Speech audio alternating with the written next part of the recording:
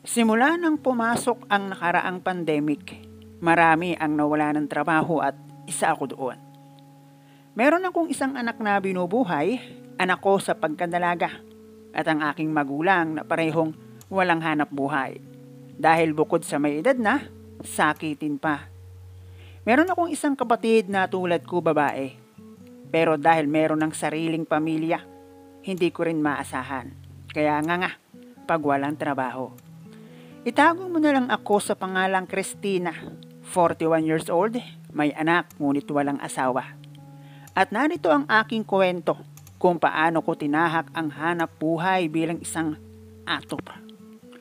Bago pumasok ang pandemic, sa salon ng aking trabaho, gupit, hair treatment, manicure and pedicure. Sumasapat naman ang aking kita dahil bukod sa aking trabaho sa salon ay madalas merong nagpapaservice sa akin sa kanilang bahay. Bukod sa na-enjoy ko ang aking hanap buhay para pumera, ay nagkakaroon ako ng maraming kakilala na kung minsan aking nalalapitan sa oras ng kagipitan. Sa kabila ng ganoong klase ng pamumuhay, nagkakaroon ng problema at kung minsan kinakapos pero ni minsan dahil sa nangyari sa pag-iwan sa akin ng lalaki na ama ng aking anak, hindi sumagi sa isip ko ang mag-asawa o humanap ng magiging katuwang para kahit paano gumaan ang buhay. Uni kahit makipagrelasyon, sakit sa ulo lang sa isip-isip ko. At ibibigay ko na lang ang aking focus kung paano magiging maganda ang kinabukasan ng anak ko at matulungan ng aking magulang na siyang aking naging katuwang sa oras ng pangangailangan.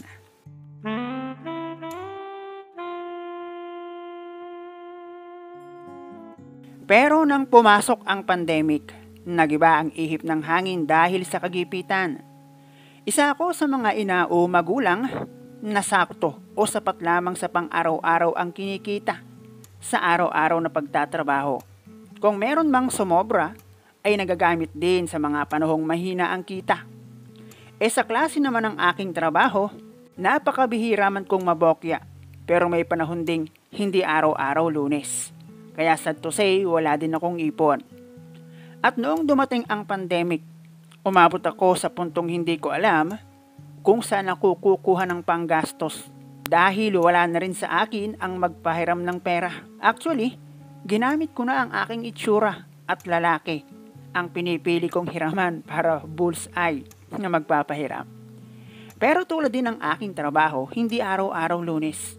Hindi laging uobra ang aking kagandahan. At kulang na lang patulan ko na. Ang mga gustong sa akin ay manligaw. Hanggang sa may ilapit na trabaho. Sa akin ang isa sa dati kong suki ng manicure at pedicure. At iyon ay ang maging masahista. Kaya lamang, anong malay ko sa pagiging masahista? Pagkukulot ng buhok, pagkukupit at pagkukutingting ng kuko sa kamay at paa, ang alam kong trabaho.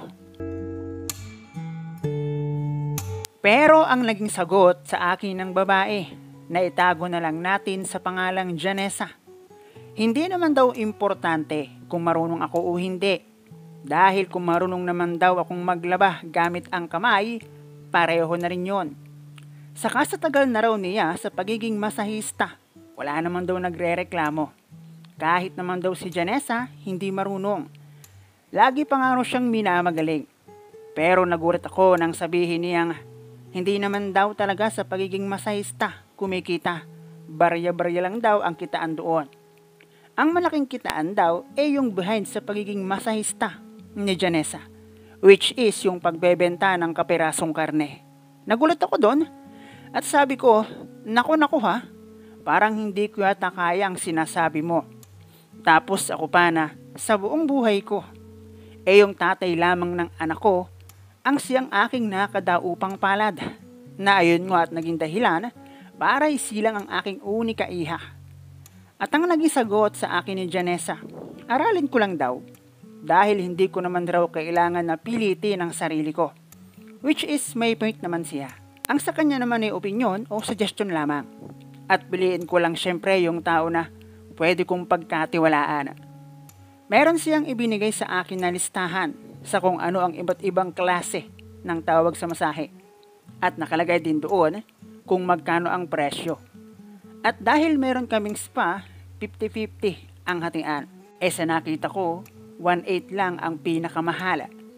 At yung sinasabing malapalengke ang style, diskarte ko na kung paano ako makikipag-usap. Pero kung gusto ko raw masolo at walang kahati, rumakit ako online gamit ang ibang account. Which is ang madalas gawin ni Janessa, na siyang nakita kong mas malaking income pero risky. Imagine, makikipagbardagulan ka sa taong noon mo lang nakita at nakilala. Agoy, luuyang kinabuhi. At dahil sa dala ng pangangailangan, lakasan ng loob, paghihirapan ko, gusto ko solo ko ang kita. Maraming paraan na itinuro sa akin si Janessa. Noon ko lang ginawa sa kung paano sasabit sa gagawin kong lambat ang isda.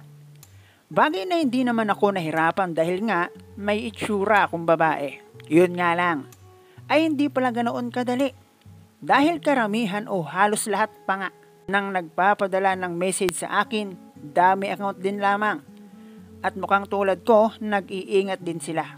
At kung mag-video call naman kami para sa clarification, madalas hindi ko type. Yung iba naman, masyadong kuripot at akala yata galing ako ng bangketa. Yung iba naman, may kung ano ng kondisyon. At ang marami, puro tanong. At mukhang makapagpasabog long distance ay ayos na. Pero hindi ko akalain na kahit talaga sa hindi magandang gawain, meron at meron tayong makakasundo na siyang akin naging unang pasyente. Itago na lang natin sa pangalang Mr. J at di hamak na mas bata kaysa sa akin, na inakala ko pa ngang iyon ang una niyang pagkakataon. At sa totoo lang, hindi niya alam na meron talagang sikreto sa likod ng puting kurtina. Hayaan mo na aking ikwento at kung paano naging maayos ang aking unang operasyon. Matapos ang maraming video call, question and answer, December 26 ng hapon, merong message na nakaagaw ng aking atensyon dahil real account sa FB ang gamit niya. At itago na lang natin sa pangalang Mr. J. Tulad ng marami na nag-inquire siya sa akin. At bago ako nag-reply, ay siniyasat ko muna ng maigi ang kanyang account sa FB. Nabasa ko doon ang isang post na sa wakas nakapagbakasyon din. Sana ma-relax bago bumalik ng trabaho. Tiningnan ko din ang mga picture niya. Okay naman. Pero hindi halata na mapera siyang tao. Pero obviously, meron siyang magandang trabaho. Doon na ako nag-reply at nagbigay sagot sa mga naging tanong niya. At ako na mismo ang nag-video call. Ewan ko, siguro dahil hangover pa ako. Kaya medyo iba ang amats ko. Nakita kong nasa isang room si Mr. J. Ang sabi niya sa akin, nag-rent daw siya for 4 days short vacation. At dahil katabi ko lang ang anak ko at nasa bahay lang din ang magulang ko, sinabi kong sa chat na lang namin pag-usapan ang gusto niyang service. Then yung third to the last ang napili ni Mr. J, which is masahe lang talaga. At sa layo noon sa isip-isip ko, talo pa sa oras. Pero kailangan ng budget dahil babagong taon. Hindi niya pinili yung may kasamang mano-manong pasabog. Sabi ko sa sarili ko, may lalaki pa palang ganito. O baka naman iba ang pagkaintindi ni Mr. J. Dahil sinabi niya sa akin na may space pa naman daw.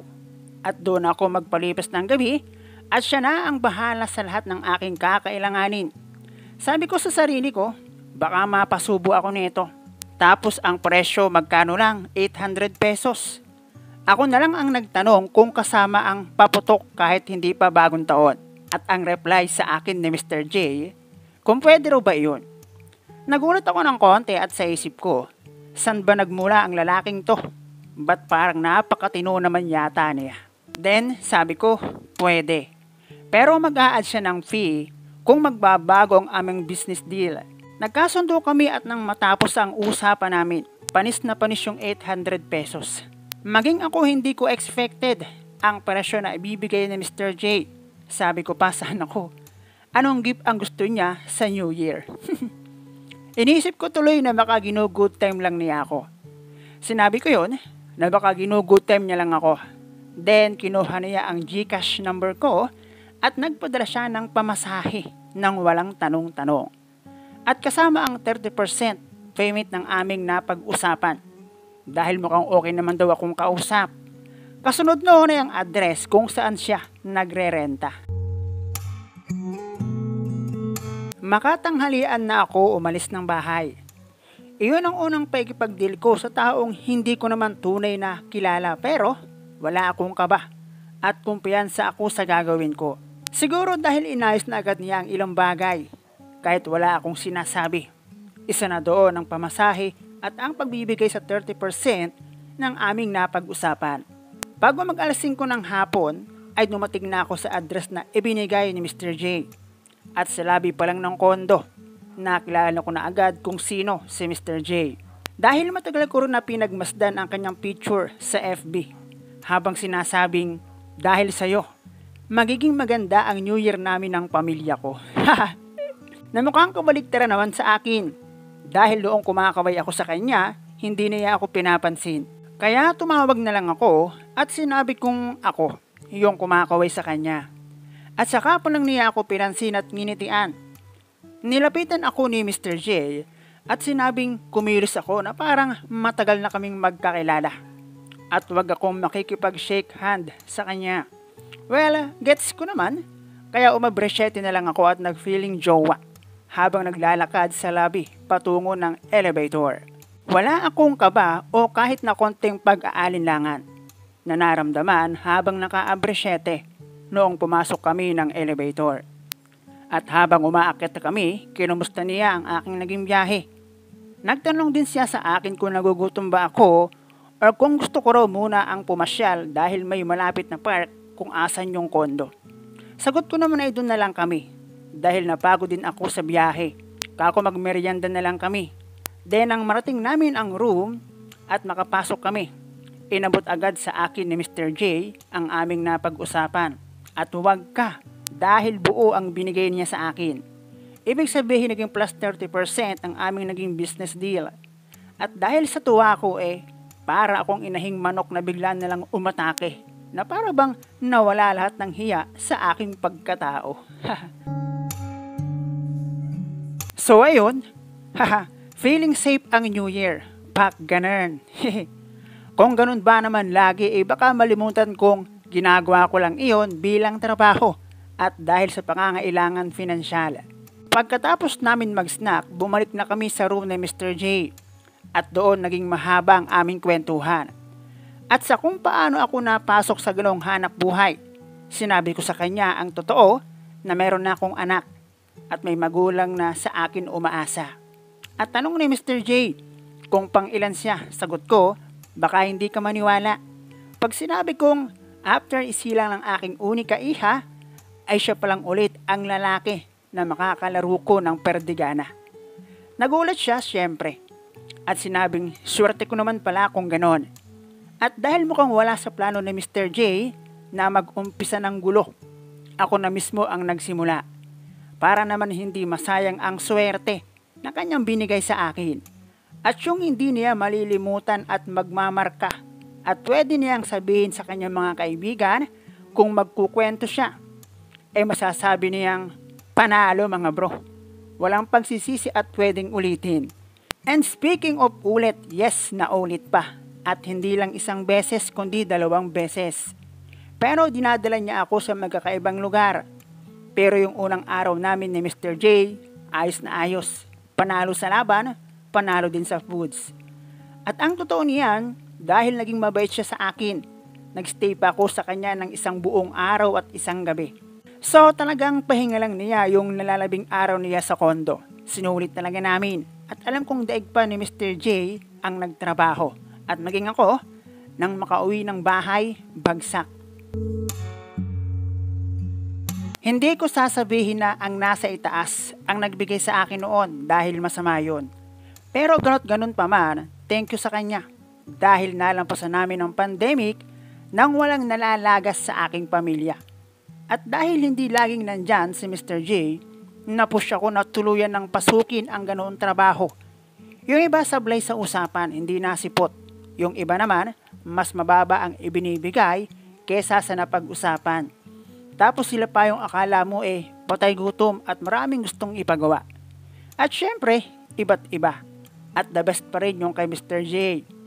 At noong magkasunod-sunod ang pagkaalat ng sitwasyon, naglaylo ako. Bukod doon, may times na para bang nakikita ko ang sarili ko na hindi na ako ang dating Rhea. Desente, tuwid na tao, at may marangal na prinsipyo. Pag nandun ka sa ganoong klase ng hanap buhay, mahirap. Pakiramdam ko nasa ibang mundo ako. At ang isa pa sa iniisip ko yung anak ko, tulad ko rin babae. At habang siya ay lumalaki, at hindi ko babaguhin ang takbo ng buhay ko. Darating ang araw malalaman niya ang aking trabaho. Kaya sinikap kong magbago. Mahirap dahil kung minsan hinahanap ko na. At marahil isa sa dahilan kung bakit marami ang sa ganoong hanap buhay ay hindi na nakaahon pa. Ngayon ay balik ako sa dating hanap buhay. Ang pagkukuting-ting ng kuko, paggugupit at pagkukulot. Ganun pa din, single mama. At kung may darating man, sana. Hindi man eksaktong si Mr. J, sana hindi nalalayo. Para winner, power.